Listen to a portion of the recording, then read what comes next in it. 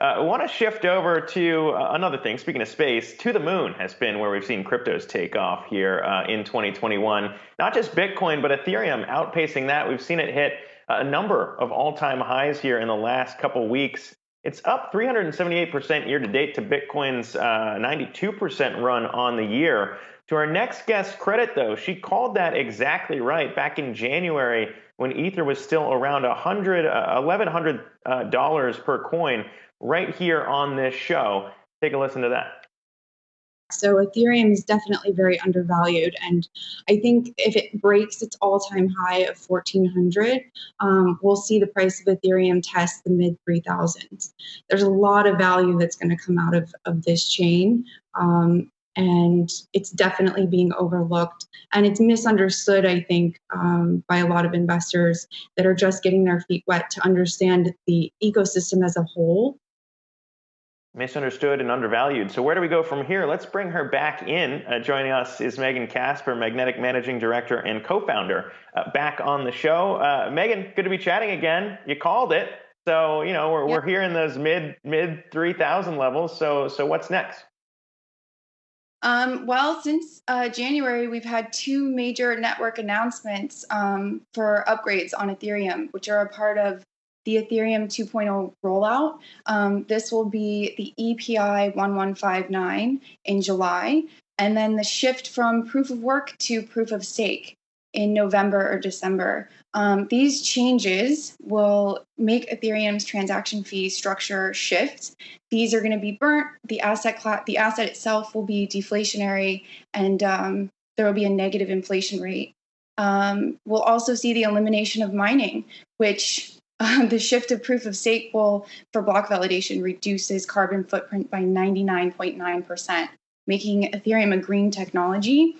So these two updates on the network alone could push Ethereum to $1 trillion market cap, which is where Bitcoin is at today. That would make Ethereum around $8,000 to $10,000 a coin.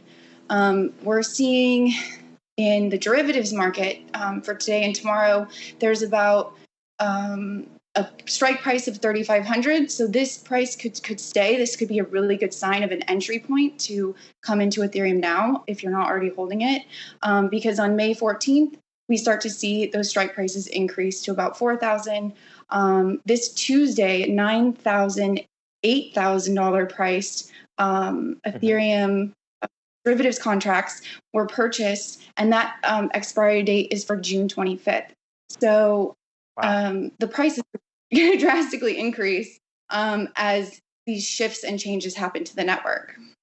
Yeah, so 8 to 10,000, your next levels there to watch here, potentially by the end of the year. And now you say would be a good time to get in, despite the fact that we are at all-time highs. And just to kind of return to those points you're making, maybe translate it a bit more into things that non-crypto people might be able to understand. When we're talking about mining and the way that proof of work works, you know, people are confirming transaction. Those miners like Bitcoin take a lot of energy. When you shift to proof of stake, people can stake their crypto, their Ethereum on the network, and it reduces kind of that energy demand, right? And we've heard that from a lot of institutional investors, Kevin O'Leary being one of them from Shark Tank, talking about blood coins from China and how he doesn't necessarily want to lean on Chinese mining here. How much more do these changes maybe attract institutional dollars on the margin, and how much is that a piece of your driving thesis to reach 8 to 10,000?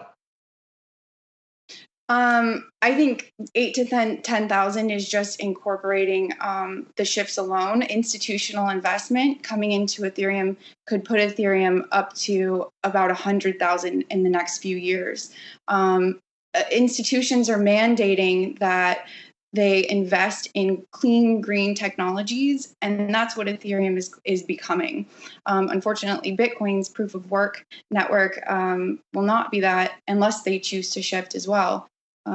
So I think those things taken into calculation will drive the price drastically from an investment standpoint and thesis for institutions. Megan, we don't want to put the pressure on you, but it is on, given that you got that first call right. Let's talk about what you said about Bitcoin, because back in January, you said you expected that level to hit 200,000 by the end of the year. Does that case still hold, or you think it can go even higher given the price action over the last several months? Yeah, I think the price will still hit around 200,000 for Bitcoin. But I do again see a greater upside potential and return in Ethereum, even just from entry points today, if you didn't get in January. So I do think that this sort of bull market that we're in for crypto is going to last as a lot of paradigm shifts are being created with the technology.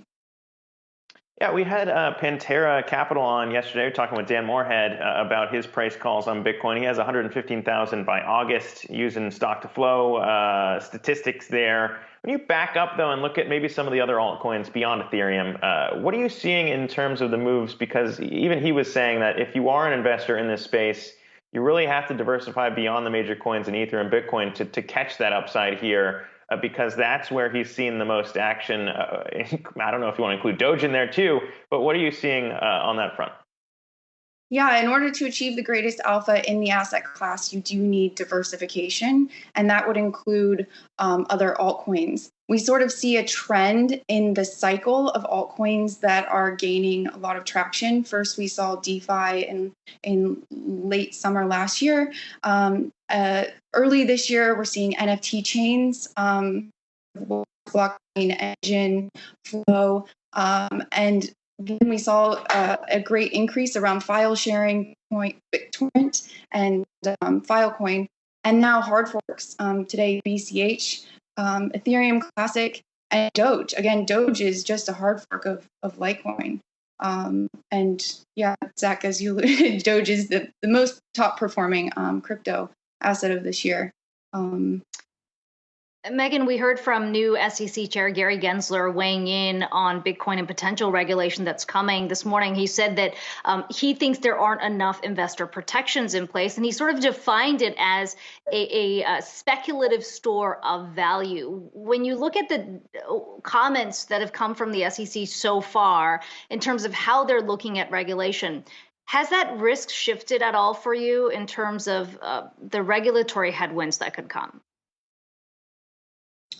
No, I don't think so. I think that this asset class in and of itself is a representation of a new wave of finance that's coming.